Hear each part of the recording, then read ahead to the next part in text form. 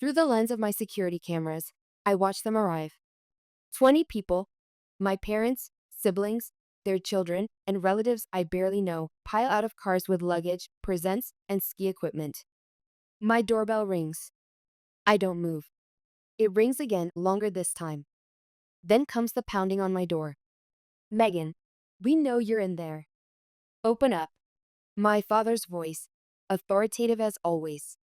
My phone buzzes. Dad calling. I answer with a steady voice I didn't know I possessed. No, I say simply. I told you repeatedly I wasn't hosting Christmas. You chose not to listen. I hang up and mute my phone, my heart pounding so hard I can feel it in my fingertips. 3 years of built-up frustration, thousands of dollars spent, countless hours of sleep lost, all leading to this moment of reckoning.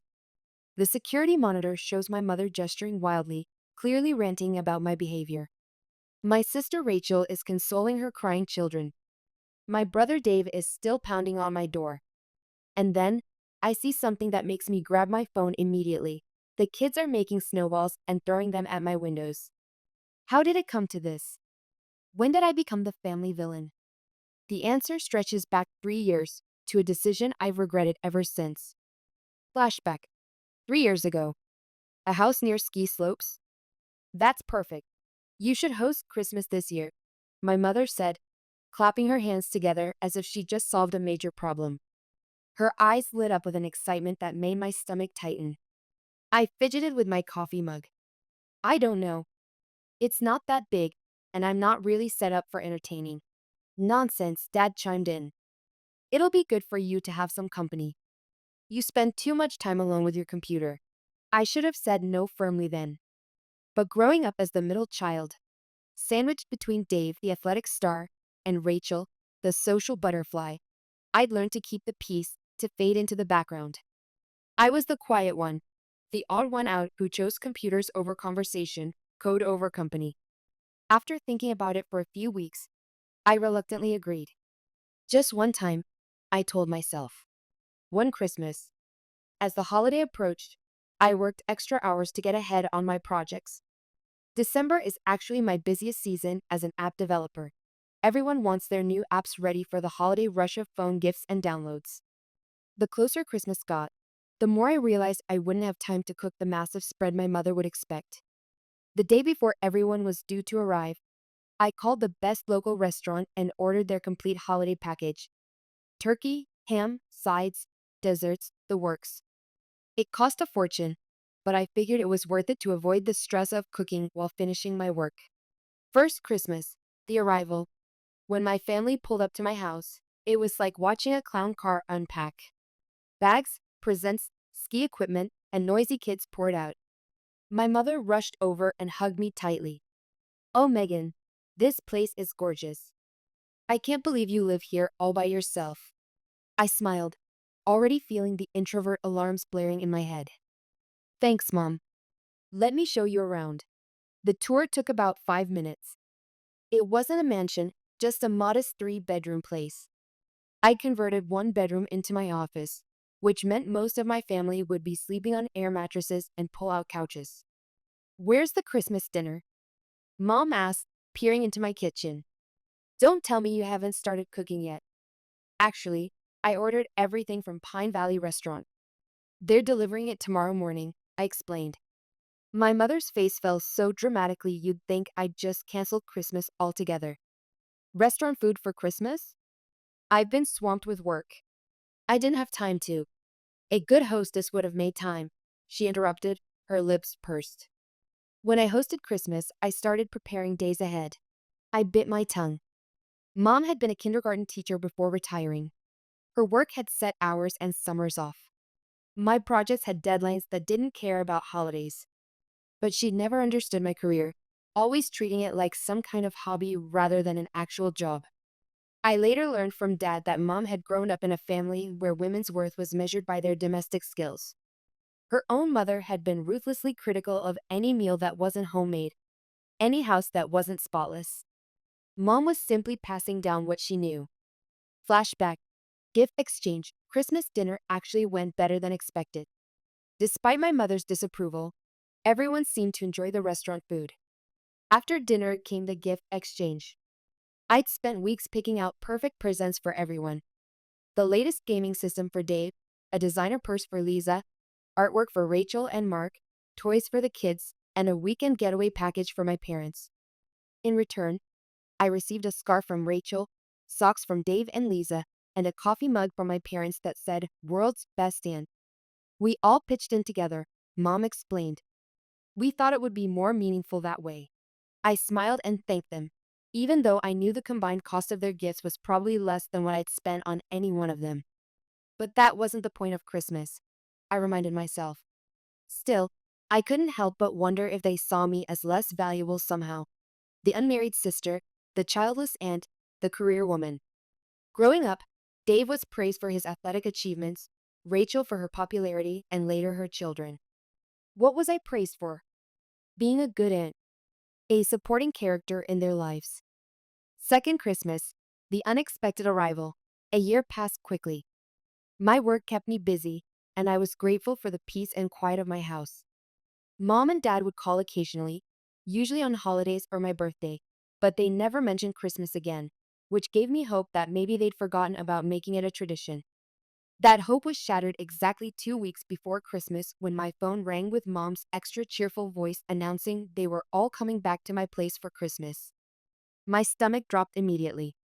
I spent the next few days weighing my options, but ultimately did what I always did. I started preparing for their arrival.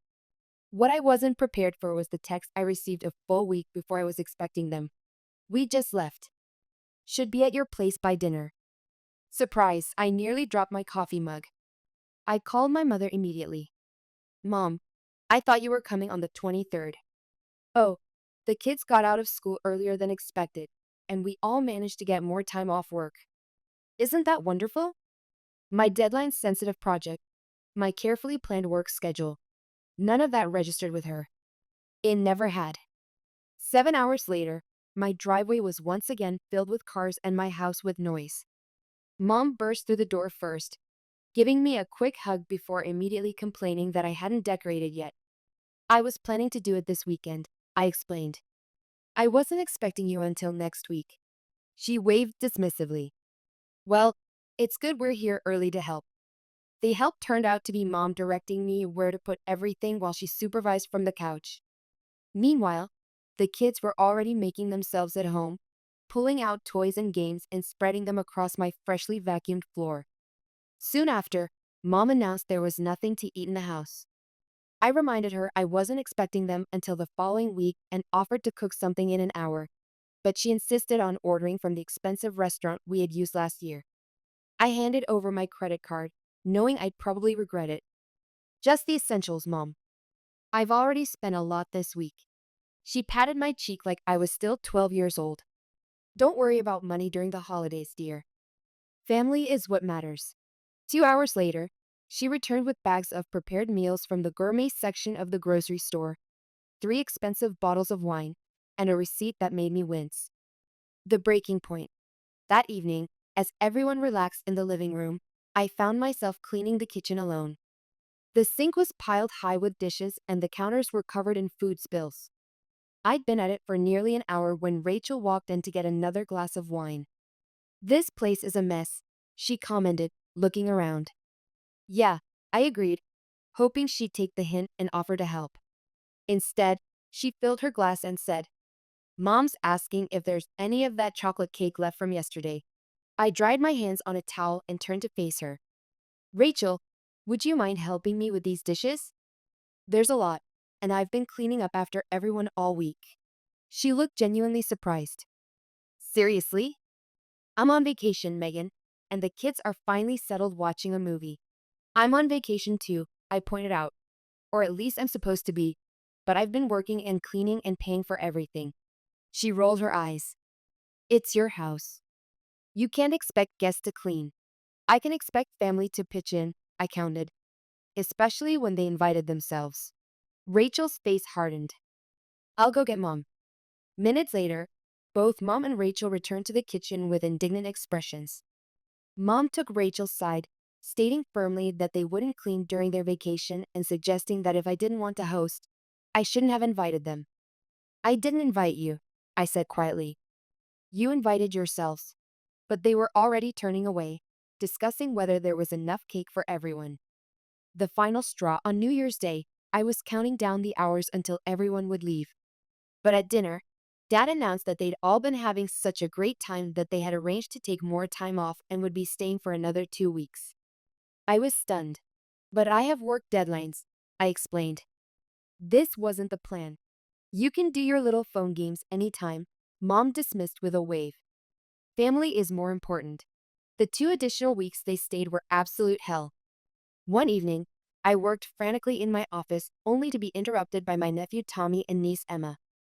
Can we play a game? Tommy asked, already reaching for my mouse.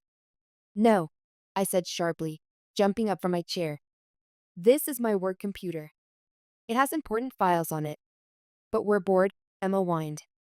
After sending them away, Rachel confronted me, kids in tow. They said you yelled at them.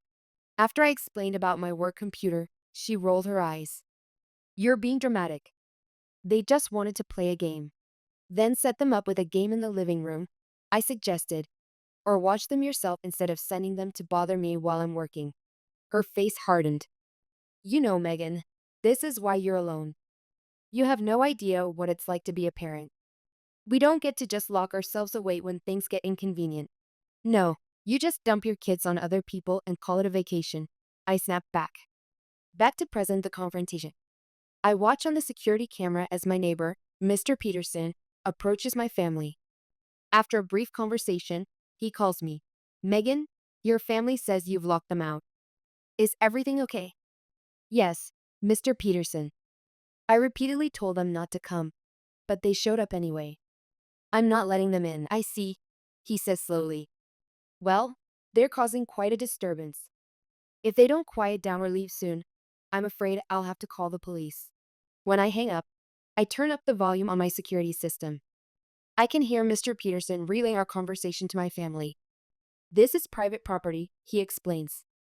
If Megan doesn't want to let you in, that's her right, and you're disturbing the neighborhood. I suggest you all find somewhere else to go before the police get involved. The looks of disbelief on my family's faces are almost comical. They'd never imagined their plan could fail so completely. After a heated discussion among themselves, they finally start packing back into their cars. Epilogue. Christmas Day. The fallout is swift and dramatic. Rachel posts a tearful video about how I abandoned my family at Christmas and left children out in the cold. My social media floods with angry comments from relatives and even some old school friends. I don't respond to any of it. They'd never bothered to listen to me before. So why would they start now? Instead, I invite a few close friends over for Christmas dinner. We cook together, exchange modest gifts, play board games, and don't once mention my family drama. It's the most peaceful, enjoyable Christmas I've had in years. In the months that follow, my phone remains silent. No calls from Mom on my birthday, no texts from my siblings about their kids' activities, no invitations to family gatherings. I'm officially the black sheep, the cruel daughter who turned her back on family tradition. And honestly, it's exactly what I wanted. My house is mine again. My time is mine again. My life is mine again. As I sit by my window watching the snow fall, I realize that sometimes the most difficult boundaries to set are with the people who should respect them the most. Maybe someday they'll understand that true family respects boundaries and doesn't treat one member like a free hotel service. But even if that day never comes, I'm okay with it. I finally stood up for myself, and that's worth more than any family approval.